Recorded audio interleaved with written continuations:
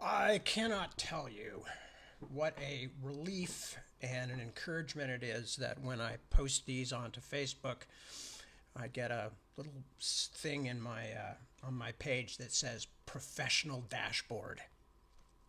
That makes me feel like I'm really in charge. Hello, I'm Tad. I'll be here until about an hour from now. It is now 7 o'clock on Sunday. And I'm going to be reading. What do we got here? I will be reading for approximately the next hour from Happy Hour in Hell. We aren't in hell yet, but we are certainly near hell at this point. But anyway, I guess we had hell at the very beginning. And some could argue that we're already in hell in a more general sense, but I don't think so. I think the world is still salvageable, and I intend to go forward with that idea in mind. So, hello, good evening, welcome, or if you're listening from elsewhere outside of the Pacific time zone, then good morning, good afternoon, good night, wherever you may happen to be, and lovely to have you with me. And as said, I will be reading. Not much to reflect on this week, except for the fact that, as mentioned in the announcement thingy where I said, yes, I will be reading this weekend, which is now, which I am doing. I also said that I'm going to be gone for the next couple of weeks after this, which is true. Deborah and I are going to the UK. We are going to go see family and friends there. And so the earliest I would be back would be the 7th of June, but I don't know. It will depend on how jet lagged we are and, whether we're delayed or anything. So, but certainly the 2 weeks after this, I will not be here. So do not bother to check in live because I will not be. Well, I hope I'll be live. I hope I'll be alive somewhere, but I won't be here. So that out of the way, what else is there? Well, not really a lot to report this week. Just working, dog wrangling as always. They're doing okay. Long story cut short, they're doing okay. They're slowly getting a little more used to each other. We still keep them largely separated, mostly on by Johnny's choice. Johnny just tends to stay outside until nighttime when Lemon is in her sleeping crate, and then Johnny comes back in, and he's very happy to be in the house, and he comes to me looking for affection and all that. Not that he doesn't get some from me during the day, because I go out and brush him and hang out with him.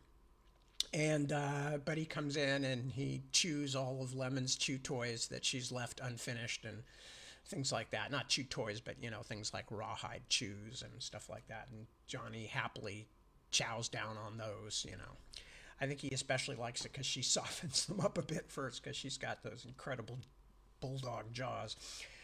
What else? Working mostly in my head at this point until I get back from the trip on Splintered Sun.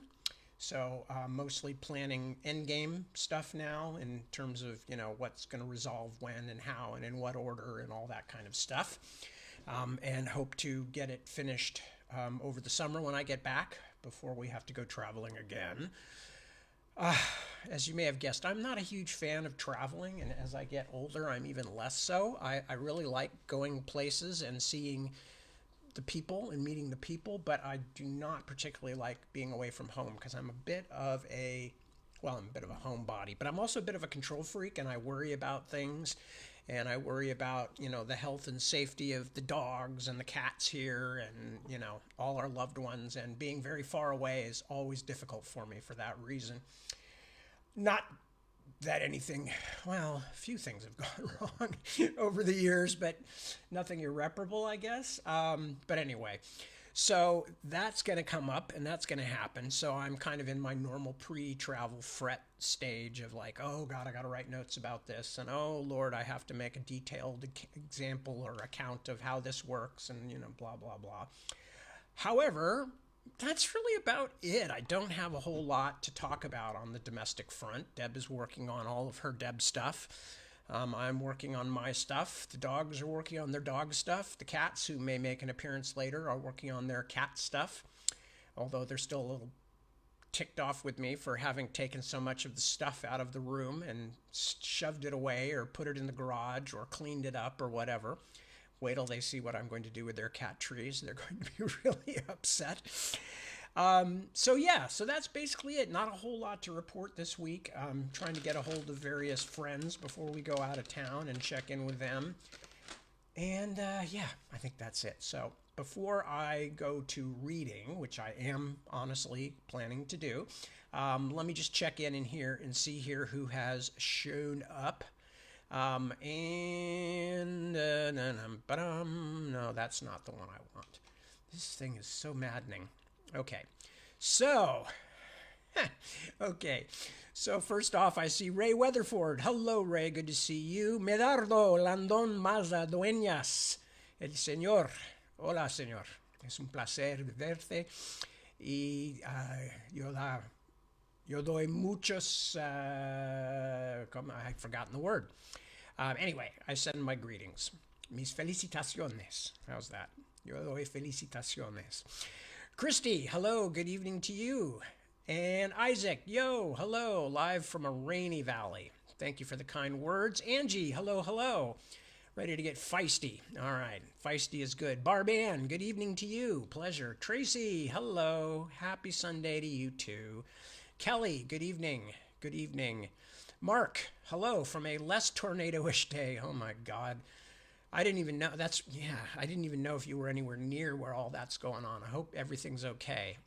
That's miserable. Tornadoes have always scared the crap out of me ever since I was a little kid and saw The Wizard of Oz and went, are those real? And my mom said, oh yeah, that happens all the time, especially out in the middle of the country. And I went, ooh. Of course, it's perfect because the very same people, who say things like that, like me, like, oh my God, I couldn't live anywhere where there's tornadoes.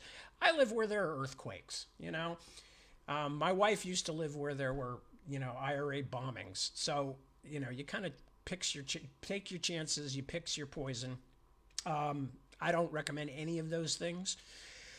Yeah, no, don't want any of those things. But what can you do? You cannot completely bypass all of the vagaries of life. Anyway, so hi, Mark. Glad you're not being tornadoed.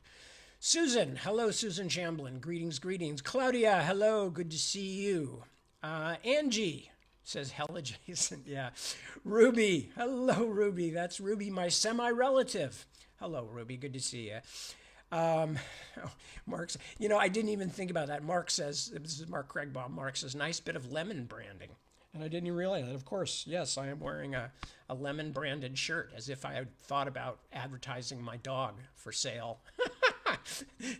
Which, no, she's such a sweetie. We love her very much. She's exhausting because she's basically a puppy. She's a American bully puppy, so she's got incredible energy. She can chew like, I don't know what else chews like that, like a hyena.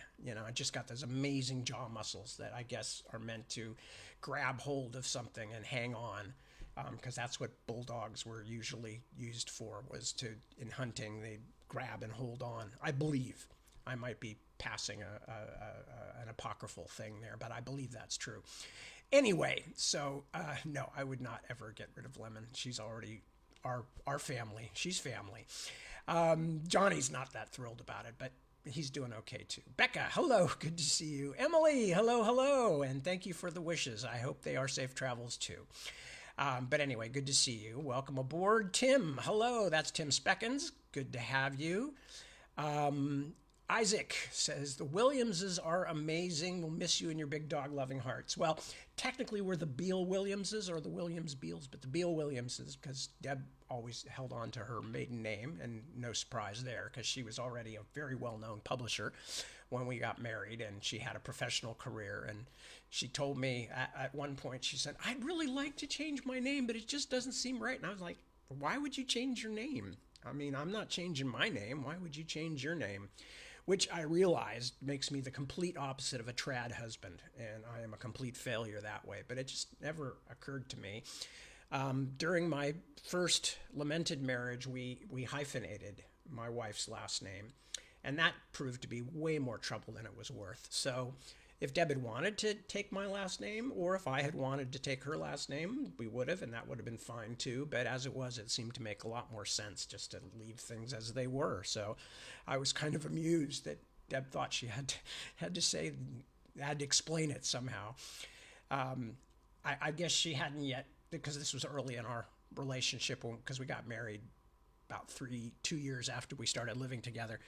And I guess she hadn't yet realized how essentially inert I am and how unworried I am about most normal conventions of life. As long as people are kind, as long as people take care of each other, as long as people try to do the right thing, that's really all I care about. Everything else is just window dressing. Anyway, who else have we got here? Angie, hello, hello. I already said hello, I thought, but if I didn't, I say hello now. And I will miss you guys too. Absolutely. Emily says, Tad the cat. Tad the cat and her brother are turning 5 tomorrow. Well, happy birthday to Tad the cat and her brother. Sorry, I'm not speaking well. Anyway, so thank you, Emily, for passing that along, and congratulations to Tad and Bro. Christy says, gonna miss the readings, but I hope we have a great time. Thank you, Christy. Very kind. Angie says, tornadoes are one of her phobias. So I researched and I found you the only reason they tell you to go to the southwest corner of your basement is so they'll know where to look for the bodies. Thank you, Angie. That's a cheerful thought. I pass that along to all my friends who are currently in the tornado path. Southwest corner, so they'll know where to look for the bodies. Okay. I don't think that's true here in earthquake territory. I guess you just go to the lowest point and figure they'll dig down to you eventually. Anyway, Melissa has joined us. Hello, Melissa. Lovely to see you. Thank you for joining us. That's Melissa Fuller. And Ian, hello. Been 25 years or so. Oh my God. Hi, Ian. Good to see you. Isaac says, my wife took my last name to be last in alphabetical lists. Ah, good thinking. I remember my ex-father-in-law. This is not the father of my wife, but this was during my first marriage. My ex-father-in-law always used to be really grumpy with me for having a last name that started with W, because when he would go and look in bookstores for my books, they were always down on the bottom shelves, I guess if they were, filed alphabetically or something like that. And I always would say to him, I can't really do anything about that, I'm afraid. It's a bit late now. I've been Williams for a long, long time. In fact, it's longer than I remember, which is true. I have been Williams always, even though I never knew the person whose name I have, and have never found out anything about what happened to him or where he went after he ditched my mom. And so I wouldn't bother to curse him, because I don't know. And as my son once said very kindly, because he's a kind person, he said, well, maybe something happened to him when he left town. Maybe he meant to come back, but he got hit by a car or something. And I said, you are such a good person. Yes, I'll try to remember that. That's a distinct, well, it's a minor possibility, but it's a possibility. But as I always also said, and it was especially became very clear to me back in 22 and 23 when my parents died. I had nothing to feel like bereft about. I mean, I had never known my biological father, and I had a wonderful stepdad who was my dad. They didn't get married till I was 3, but I mean, he was always a dad to me, a lovely man, and he and my mom were great parents, so not really anything to complain about. And although, as I have probably commented, there are a lot of missing parent things that show up in my work. So clearly at some deep subconscious level, I was working through things. But then again, that's kind of what being a writer or an artist is about, is that stuff comes up out of the inside of you that you're not necessarily even aware of. And anybody who wants to can go through my work and see the thematic similarities that keep coming up again and again. I'm fascinated by underground journeys. I'm fascinated by lost cities and civilizations. I'm fascinated by religious pantheons, both real and imaginary. Well, not real in the sense of the gods were real, but in real ones from the real world and made up ones. I remember that was one of the things that first got me interested in Michael Moorcock's work, was that he clearly had some kind of weird pantheon thing too, because anytime he would create something, there would always be this whole infrastructure of gods and things and stuff, and that really touched a chord in me. And history. and the reliability or unreliability of history. That's just to name a few of my obvious themes.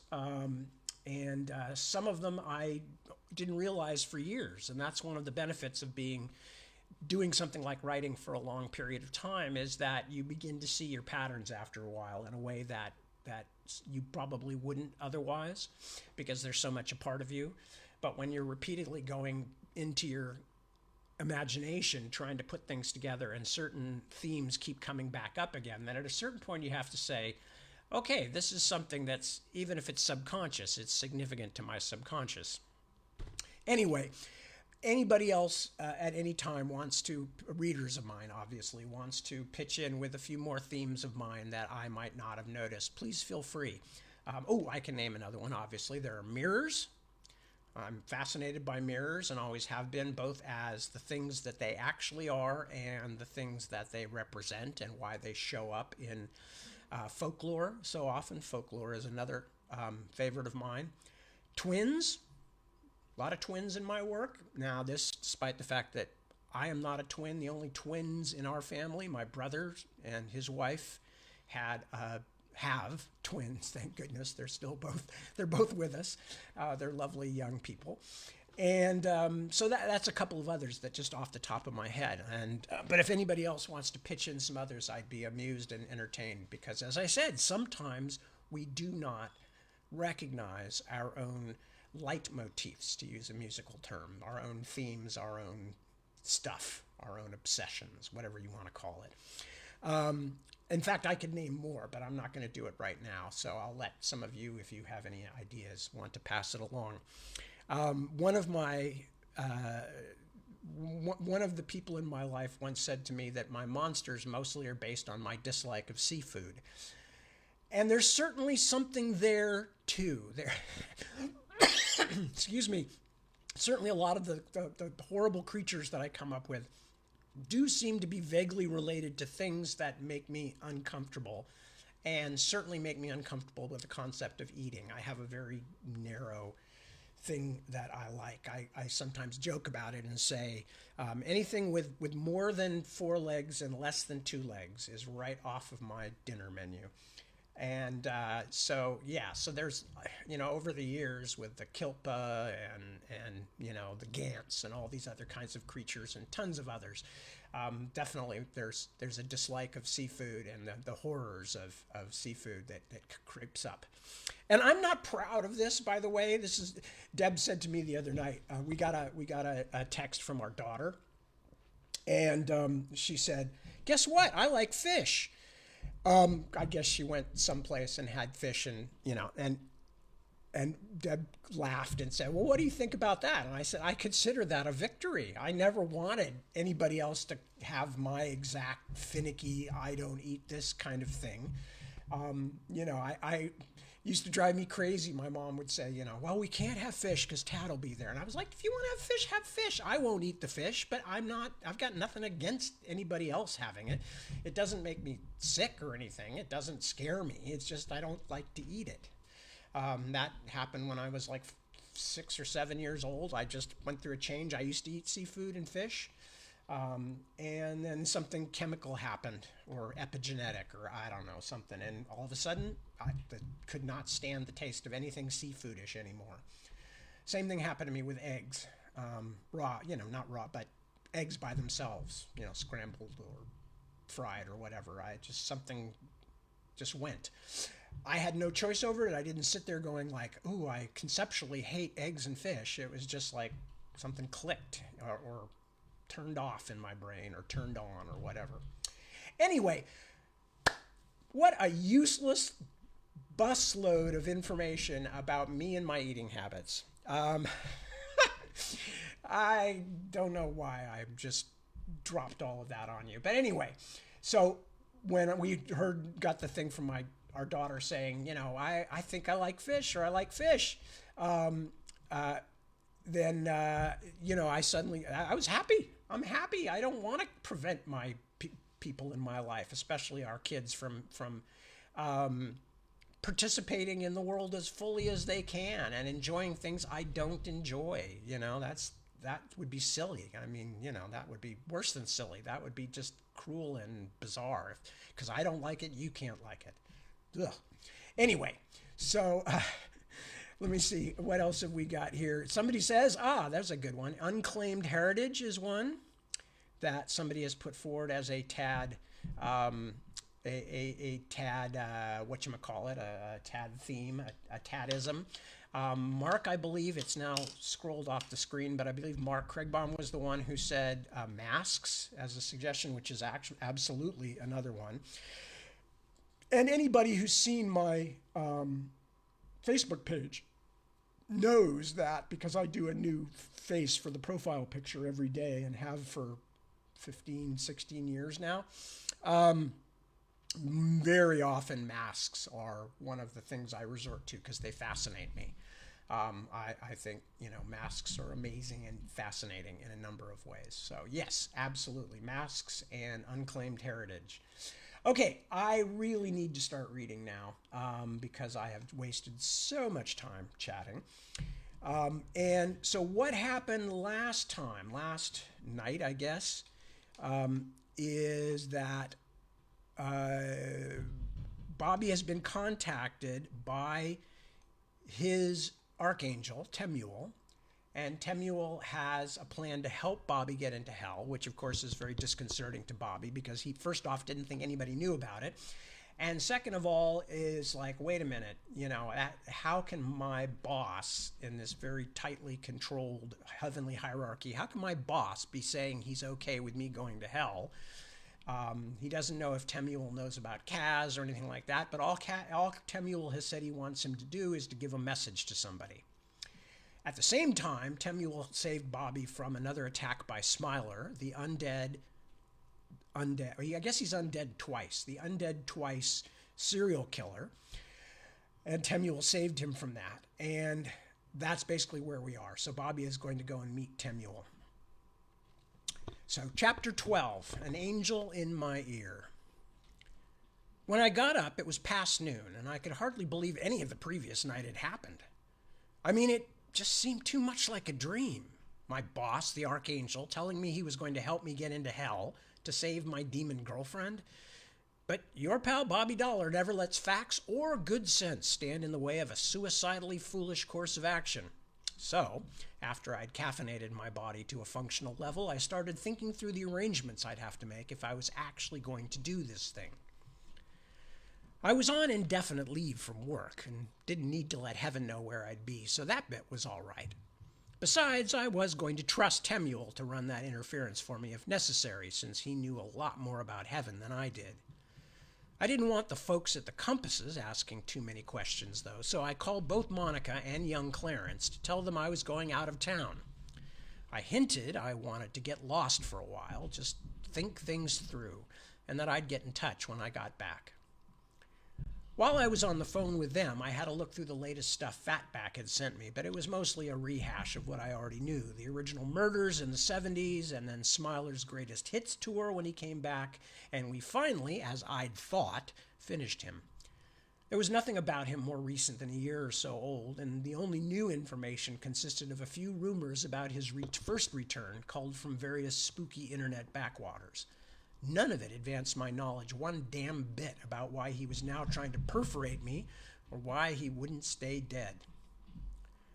There wasn't any need to pack to go to hell, since I wasn't going to be able to carry any actual baggage. Only my soul was going, not my earth body, though I did have to think of something to do with that body while I wasn't using it. I'd put the first and last down on my current apartment, but the landlord was a nosy older guy, and I could just imagine him letting himself in to inspect, finding my apparently lifeless corpse and then calling the police. Even if I got back before somebody decided to cremate my remains, it was still going to be hard to explain. What I needed to do was stash my body where it would be safe until I could get back into it. Here, my options were limited. It wasn't that the body itself needed any care. It was one of heaven's special production numbers and would stay alive and motionless and perfectly healthy for as long as I was out of it. Where to leave it, though, that was the hard part. I wouldn't know what was happening to it, and I wouldn't be able to return to it suddenly even if I did. I needed a protector, a Renfield, if you know what I mean, somebody to protect my physical shell while I wasn't using it. At last, and extremely grudgingly, I came up with a name. As with most of the other ideas I'd been having lately, it was so damn awful that I wanted to kick myself all the way around San Judas. But after wrestling with the problem all afternoon, it was still the best I could come up with, which will, unfortunately, give you an idea of the quality of my options. My candidate picked up the phone and dropped it on the floor twice before he managed to say, "Yo, G-Man here." I took a deep breath, still wondering if I should just hang up and leave my body in the middle of the road somewhere. Surely it would be safer, because if there was a more annoying, less competent person on the round green earth than Garcia G-Man Windhover, I had yet to meet him. I became acquainted with G-Man while trying to figure out how his girlfriend's late grandfather had been involved with Sam's third way, although I hadn't known Sam was part of it at the time. Unfortunately, young Garcia had proved harder to get rid of afterward than a tar baby in a Velcro romper. Believe me, he was literally the last person I wanted to involve, but love and desperation often make for strange bedfellows. "Hey, G-Man," I said. "Bobby Dollar here." "Bobby! Long time no see, brah. What's up?" He had fantasies that he was my driver or my operative or something. I'd done my best to convince him otherwise, but it was like talking to a crazy person. What the fuck am I talking about? It was talking to a crazy person. But G-Man had access to an otherwise empty house, so pride and good sense would have to be swallowed. I made an arrangement to drop by Posey's grandfather's place that afternoon and ascertained that G-Man would be there and Posey wouldn't, which was good. She wasn't any dumber than her boyfriend. I'm not sure that's scientifically possible, but she wasn't really a good security risk. I was stuck with G-Man already since Clarence had dragged him along to the shootout at Shoreline Park, but there was no reason to add more bodies to this clusterfuck. I made a few more arrangements, then called Sam on the number he'd given me and left a message explaining what I was doing. It never hurts to have one competent person know what's going on, and I was clearly short-handed in the intelligent accomplices department. It wasn't that I needed Sam to do anything specific, but I was just sunk so deep in lies, complexities, and other people's agendas that I wanted someone who'd be on my side when it all went tits up, as things usually did. Sam might have lied to me about a bunch of things, but as far as I could tell, he was still my friend. Next, I drove down to the Palo Alto district, to Edward Walker's big old house where his granddaughter and her idiot boyfriend were currently camped out. G-Man opened the door, dressed like hip-hop's worst nightmare. I've got nothing against white kids who want to dress like black kids. Street culture is like that, especially appealing to haves who want to look like have-nots. But Garcia Windhover had a really striking absence of good taste. He was draped in oversized chains and necklaces like he'd ordered Rap Star from a novelty costume catalog. He wore a black San Judas Cougars minor league baseball cap turned sideways. I'm sure he pretended the C was for Crips, and the waistband of his pants was around his thighs. I left his fist bump hanging as I walked into the house. "Is there an upstairs guest room?" I asked him. "Whoa, you need a secret hideout?" Something like that. "Is there one here?" Turned out that G-Man didn't really know much about the house except for the kitchen, the living room, where the television was, and the downstairs room where he and Posey slept. We finally located an upstairs bedroom that suited my purposes, tricked out for guests but clearly not used in a while. I couldn't very well tell G-Man that I needed to leave my regular body here while I visited hell, so I spun him a ridiculous story about how I was going to be testing a top-secret drug, but that I couldn't do it in the government lab because my employers were afraid there was a spy in the facility. Garcia Windhover flopped back and forth between believing I was a private detective or a government agent, but either way, he didn't seem to think this latest thing was beyond belief, which just goes to show you how scary his ignorance was. I mean, if it was you, wouldn't you at least want a better reason why somebody was going to hide in your house while deep in an apparent coma? Of course you would.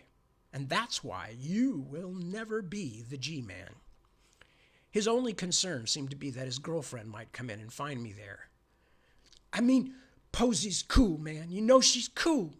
But she's like a girl, dangerous shit just freaks her right out. If I wasn't here, she might call the police or something.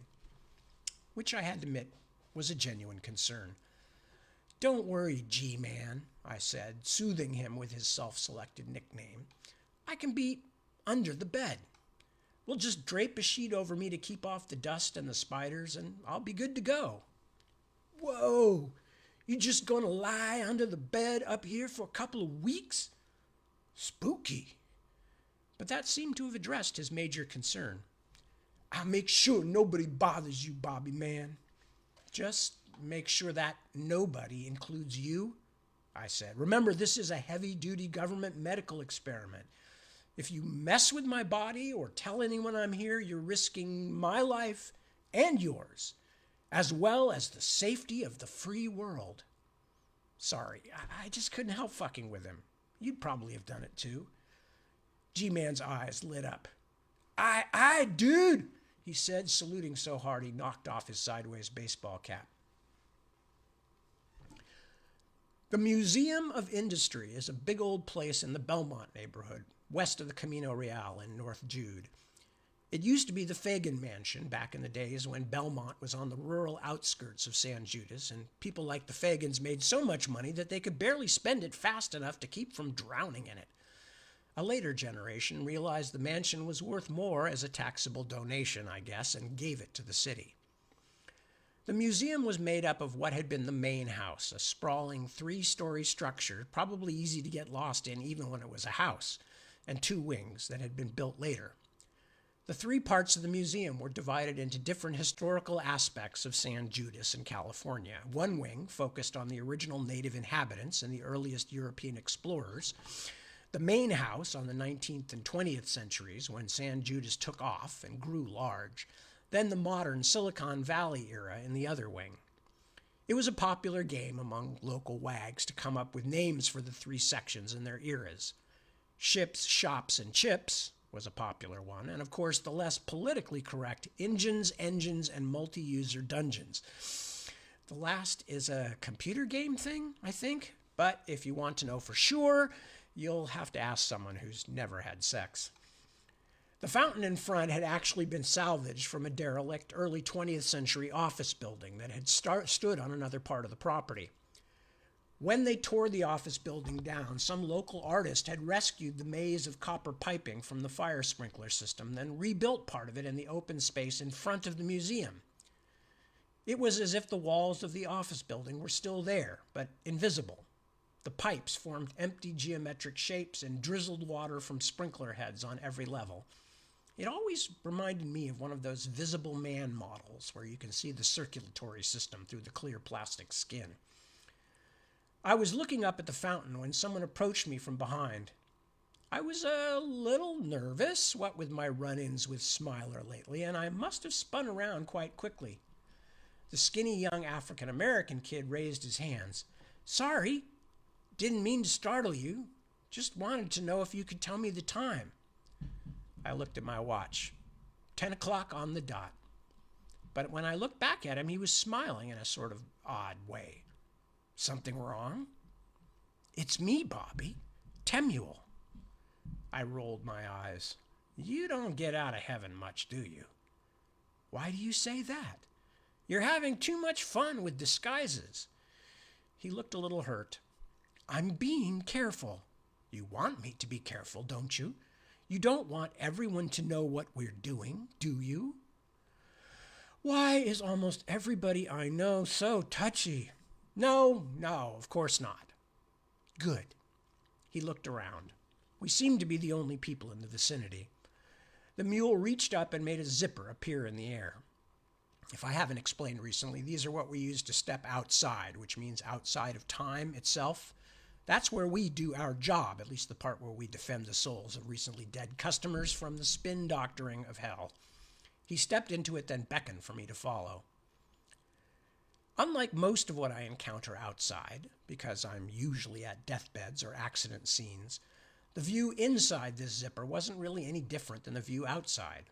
Temuel and I were still alone, the museum was still closed, and it was still night. The only thing different was that the water from the fountain was frozen, thousands of individual drops arrested in midair. It would have been interesting to look at them up close, but my archangel had other ideas. He reached up and plucked something out of nowhere. When he held it out to me, it was only a spark of light on his palm. "This is Lame," he said. "She's a guardian." That was another kind of angel, the kind that spends a lifetime with a human and records everything he or she does and says and thinks. Then advocates like me use the information they've collected to defend the soul at judgment. "Hello, Lame," I said. "She doesn't really talk anymore," Temuel said. "Not out loud, anyway. She's very old." Which was an odd thing to say. I'd never heard anyone mention a guardian angel's age. "But she's going to help you. She knows a lot, and she's going to share it with you." "Knows a lot about what?" "About hell, of course." Temuel did something, and suddenly the spark was smoldering on the end of his index finger. "You need to know much more than you do, or you're going to be spotted as soon as you get there." His face grew stern. "This isn't a game, Bobby." I know. But I couldn't help wondering why this Lame had so much information about hell. Not the normal college major for a guardian angel. Before I could think of a discreet way to ask, the archangel leaned forward and put his finger to my ear, and something jumped into my head. That's the only way I can describe it. It was just as odd as it sounds. Then Temuel took me by the arm and steered me back out of the zipper again before closing the fiery mid-air hole behind us. "Now, go home, Bobby," my boss said. "Go to sleep, and Lame will do the rest. She'll tell you what you need to know, then take you where you need to be." I knew the feeling of a guardian passing me information, so I wasn't too upset about having something foreign in my thoughts, but I still had questions for Temuel. He, on the other hand, seemed to be finished with the conversation and was climbing the stairs that led out of the plaza. I called to him, but he didn't reply. Halfway up, he broke into a trot, then a run, as if he were exactly the 12-year-old kid he looked to be. "Call me when you get back," the archangel shouted as he melted into the shadows of the surrounding buildings. When I got to the Walker house, I didn't bother to check in with G-Man, but just climbed in through one of the unlocked windows and made my way upstairs. The sheet was still there from earlier in the day, and I took it with me as I slid under the bed, then rolled myself in it so it was under me and over me, covering my face and everything else. It was hard to ignore the fact that it was pretty much exactly like the shrouds people get buried in. Lame was in my head, just where Temuel had put her, murmuring words I could barely understand, things that sounded more like incantations than useful facts, and which entered me not like knowledge, but like a chemical transfer. I did my best to relax and just let it trickle through me. It wasn't like I could actually understand her anyway. She wasn't telling me the names of things or the chief annual exports of various regions of the underworld. Everything she said was just a feeling I had, as though some benign but strange little animal had made a home deep in my skull and was going about its strange animal business there. But every now and then I could perceive things that hadn't been there before, as if I had fallen asleep in a misty rain and now was feeling the water beginning to pool and run down my skin. I did my best to get comfortable. At last I slipped into drowsy darkness, and for a little while that hard-to-hear voice accompanied me as I settled down. For a time I dreamed I was standing outside a door, knowing that the saddest thing in the world was on one side of it, but I didn't know for certain which side the sadness was on, my side or the one I couldn't see. At last, even the dream was gone, and I was alone with the near silent whisper, sinking slowly into oblivion. On my way down, all the way down. Interlude.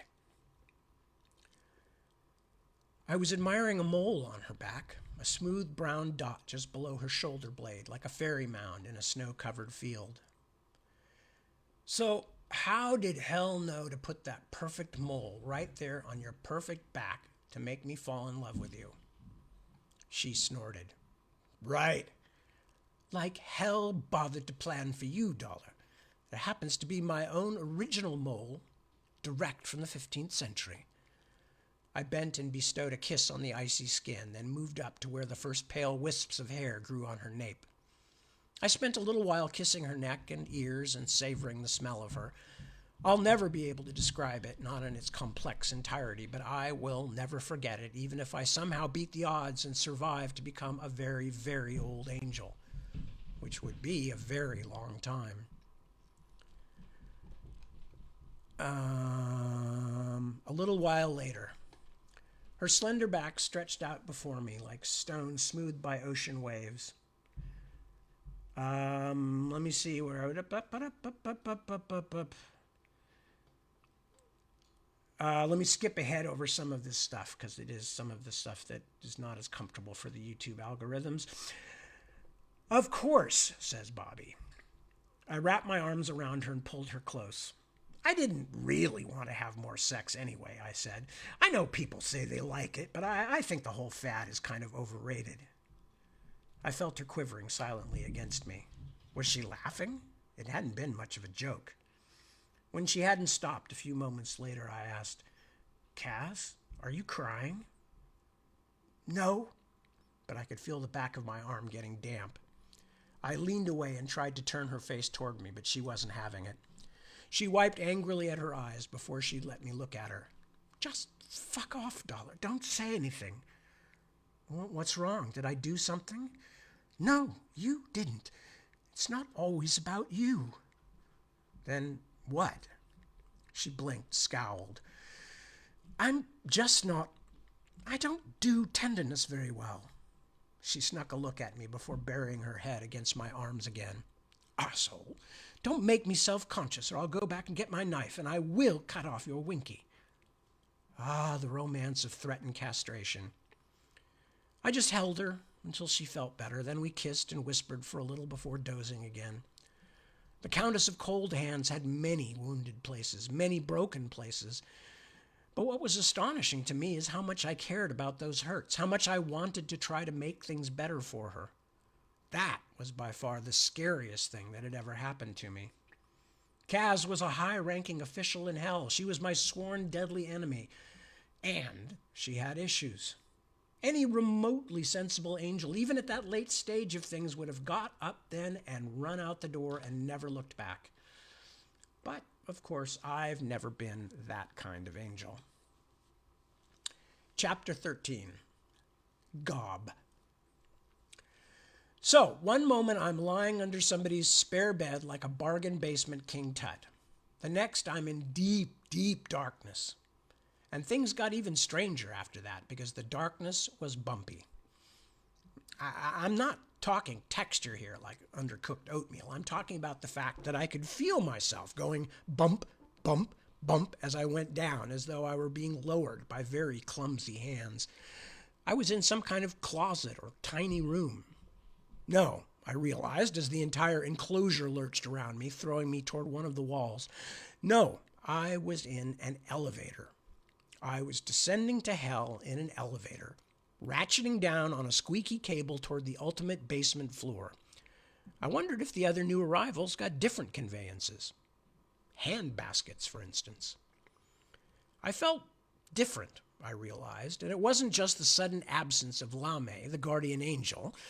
Apparently she herself wasn't accompanying me, or the presence of the ideas she'd whispered into my memory. My whole body felt different in ways I couldn't quite understand, and the feeling was so strange that it took me longer than it should have to realize that I must be in a new body as well, that as part of her duties, Lame had housed my soul in something more suited to travel in hell. A new body, and a few new thoughts too, but the same old hopeless situation. I found it all very creepy for those first moments, but as the jolting descent continued, my situation just became boring. Then the very boredom, The length and unrelenting sameness of the journey became creepy again. If it hadn't been for a few bone-rattling jolts and the very occasional smolder of a light seen through a little window that seemed to be in front of my face, I might have been in some kind of endless video loop, the same meaningless 5 seconds cycling for eternity. I was fairly certain that hell's high rollers didn't travel in and out this way, since it seemed to be taking hours. The long descent gave me time to take a little stock. I lifted up my hands to see if I could get some idea what my hell body looked like. They seemed darker than usual, and the nails were nearly claws, but otherwise not too freaky. There wasn't enough light to make out any of the rest of me, but I bent what I could bend, felt what I could feel. Mostly it seemed pretty normal, although my skin definitely seemed thicker than before, a bit like the rubbery hide of dolphins and orcas. At last, the elevator shuddered to a halt with a whine of metal on metal. The door banged open. I half expected to see housewares or the children's shoes department or something, but instead I stood on one side of a narrow expanse of yellow dust, everything above me and beside me lost in shadow. But it was a big space, that much I could tell. Impossibly big. On the far side of the dust loomed the Neronian Bridge, my first glimpse of that impossible span of stone. The featureless bridge curved up and across the monstrous abyss until it narrowed into near invisibility over the pit's dark center, illuminated only by the fiery red glow licking through cracks in the walls. I had enough light now to look at myself. My hands were roughly human, but my skin color, or colors, to be more accurate, wasn't even close. What I could see was ashy gray, with stripes of black and orange. At the joints, the skin hardened into black plates, and when I twisted my arm or leg, I could see bright red flesh appearing or disappearing in the crevices as the plates pulled apart. It was a bit unsettling, to tell the truth, so I stopped doing it. I felt my head, which seemed fairly ordinary, except that where I normally would have had hair, I was feeling something more like bristles or even quills. No horns, then. My feet were flat black and leathery, with only one division between my big toe and the rest of my foot, like Japanese tabi socks. If that was standard issue for demons, I could understand where the idea of hooves had come from. No tail, either, which was a bit of a relief. In fact, everything I could see, except for my color and my toes, felt and looked at least human-ish. Could have been a lot worse. I felt different on the inside as well, but it was impossible to know whether all the new sensations flooding into me were because I was wearing a new body or because I was in hell. Still, I reminded myself, this body might be strange, and the skin tones might be un peu poison dart frog, but what was important was that my new demon shape was like an astronaut suit. It was going to help keep me safe in this very unhealthy place. I already told you what happened on the Neronian Bridge. Here's what happened when I stepped off it and into the hot, thick mist at the edge of hell. I had been expecting something like the old border crossing into East Berlin, or maybe even the Black Gate into Mordor. But instead, entering the bad place was as easy as stepping out of a taxicab, at least at first. From what the Guardian Lame had planted in my memory, I knew I must be in the Abaddon levels, somewhere in the upper middle of hell. But if this was upper middle, I knew for sure I didn't want to visit anything lower, because even before I could see any of it, I could smell it. Abaddon stank. I don't mean simple, ordinary foul odors. I mean a combination of every foul smell that biology and geology could create, blended into a heady bouquet that combined not only all that a nose would normally detest, but wafts of things so odd and unexpected, like copper and burning hay, just to throw out a couple of examples, that I simply could not get used to it. I never really did either. The architects of the underworld were, excuse the pun, fiendishly clever. They knew that a single stench, or even a million unchanging stenches, can become familiar after a while. But small changes can keep anything new, no matter how horrible. As long as I was there, I never learned to ignore the stink. As I left the bridge behind and walked through the swirl of stinging acid mist, voices filled the hot, damp, near darkness. Some human, some animal, some horribly in between. Shrieks, moans, arguments, even tatters of laughter that sounded as though they had been jerked painfully out of whatever spawned them. The noise of the damned. Pretty much what you'd expect. The air was horribly hot and slimy, muggy as the worst August day in the New York subway times 1,000. Already I could feel the gears grinding at the interface between what my mind expected my body to do, pump gallons of sweat as quickly as possible, and what the demon body actually did, which was nothing. This was normal, you see, and the body I wore treated it that way. 140 degrees and drippy as a Florida swamp? No problem. Lovely day, sir and madam. Expected might rain diarrhea later, so I brought my brawly. Eh, what? Cheerio. As I emerged from the mists near the bridge, I could see for the first time where I actually was. According to LaMay's briefing, facts now stuck in my brain like some kind of half-forgotten college survey course, hell is a monstrous cylinder, wide as a small country and almost infinitely high and low, its countless habitations piled in layers like some impossibly huge core sample, the pith of an entire world. Abaddon, like much of hell, was a sort of self-contained country made up of several levels, and its cities were built almost entirely from the wreckage of other cities. Wreckage sure seemed to describe what lay before me. Stones and mud had been dragged into new arrangements, the rubble of old towers and walls rebuilt into 1,000 new shapes to make an immense insect hive with scarcely 2 shoulders width of passageway between the stacked structures, and every bit I could see teemed with hellish life. The variety of body shapes was astonishing. Some of them could hardly be called bodies in a normal sense, being little more than moving piles of goo, often disconcertingly full of eyes. Others wore the shapes of beasts, or half-beasts, or upsetting reworkings of the basic human form.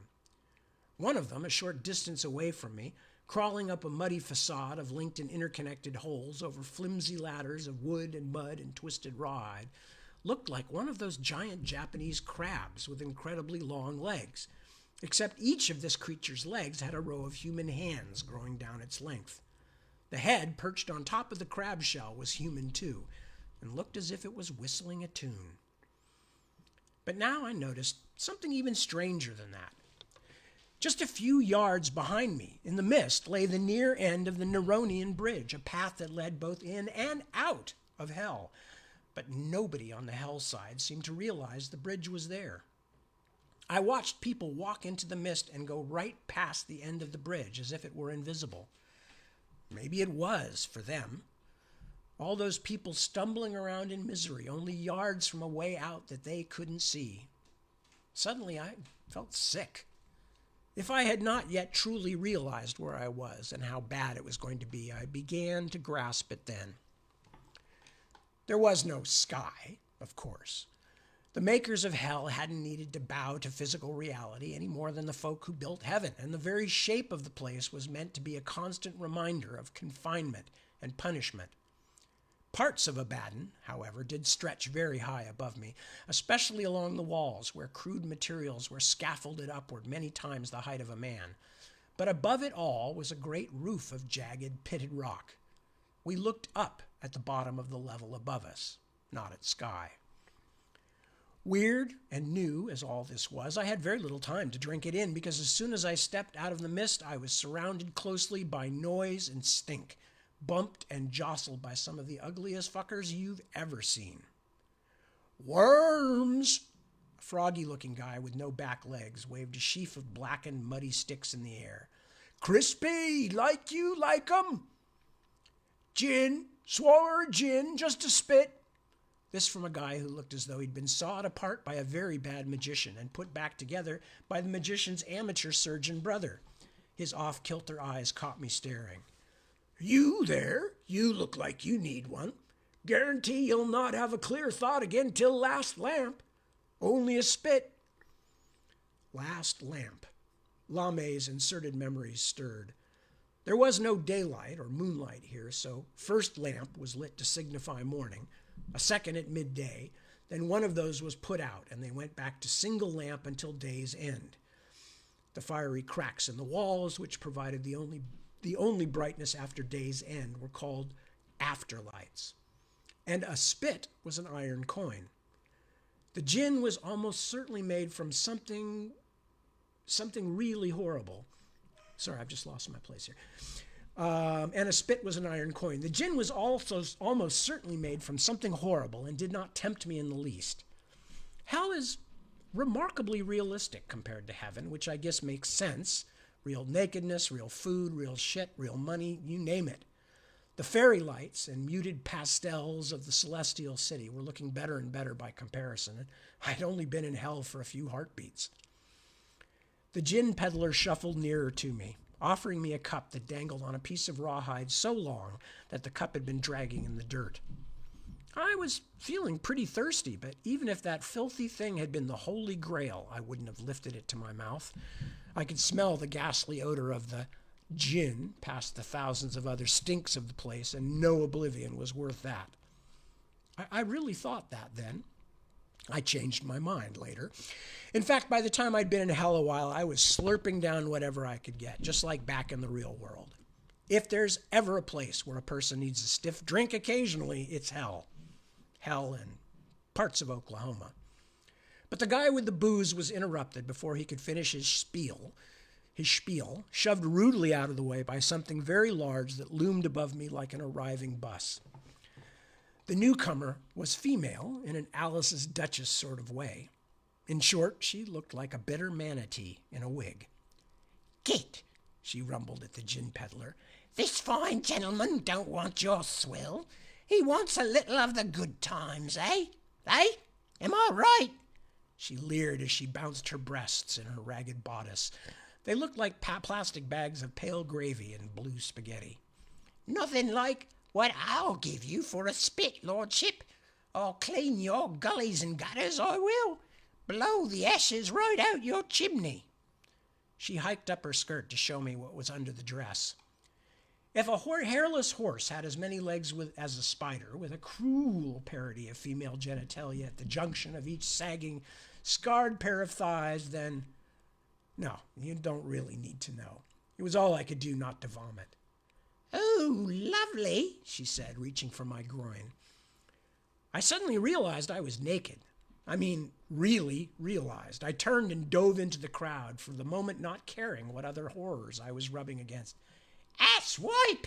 You won't find any prettier between here and the uppers," she bawled after me, cantering awkwardly in place as the bodies of her fellow hell citizens pressed back around her. What you think that you're one of the high boys? Go on and find out what they do to you, you stuck-up little turd ball." I had to keep moving, I now understood, because when you stopped, things started to crawl on you. So I pushed on through the crowds, through the filth and the howls and the unending horror zoo, past things that cringed from me and things that snapped at me, past beggars by the dozens with raised hands like mutant starfish, begging, pleading, weeping tears of blood and other unpleasant liquids. Everybody was scarred. Everybody was crippled, and not in accidental ways. These were punishments. It should have become easier to take after a while, the constant flow of maimed creatures, the hopeless and the inhuman. But it didn't, and wouldn't for a long time. I picked up a large rock and carried it in my hand just to have some kind of weapon. Still, as I fought my way through the crowd in search of a way out of this level, or at least a place where the shoving crowds weren't so terrible, I saw that there were things happening here in the labyrinth of Abaddon that had nothing to do with me or even with punishing people. Makeshift shops with actual workers, taverns, houses, and other signs of civilization, however grotesque. I confess I was surprised. People actually lived here in hell. They sold things. They struggled to be able to eat and sleep safely. But where were the punishments? Not the punishment of simply existing in all this hateful, overwhelming squalor, but the actual punishments. Then it struck me. And of all the ugly things I had experienced since stepping off the Neronian bridge, none hit me harder. This horror around me wasn't what hell was really like. Not by a long shot. Lame had said something about the levels of Abaddon being in the upper parts of hell. Not up where the lords of hell, like Eligor and Prince Sitri, made their homes, but not the deeps either. In levels far below us in the great darkness, in the worst of the boiling heat, of which this was the merest balmy outskirt, where the souls I had heard on the bridge were made to scream those mind-freezing screams, that was where the real hell lay. Horrible as this place was, an insult to every sense, a horror to every thought. Still, by infernal standards, I was in the pleasant suburbs. And if I were captured, I would never see anything this charming again. At that moment, I came very, very close to simply giving up. And that's where we're going to stop. So, just where depression and horror turn into real depression and real horror. This is a fun book. You guys are going to enjoy it. Anyway, with that, I say thank you so much for spending time with me. I always appreciate it. I hope you enjoyed it. Although, as I said, admittedly, this one's a tough read in some areas. But as you'll see, I'm very proud of the world building. I think that other than Dante, I don't think anybody spent quite as much time trying to figure out how hell could work as I did when I was writing this book. I'm not sure that's something that one should base one's self-opinion on, but there you go.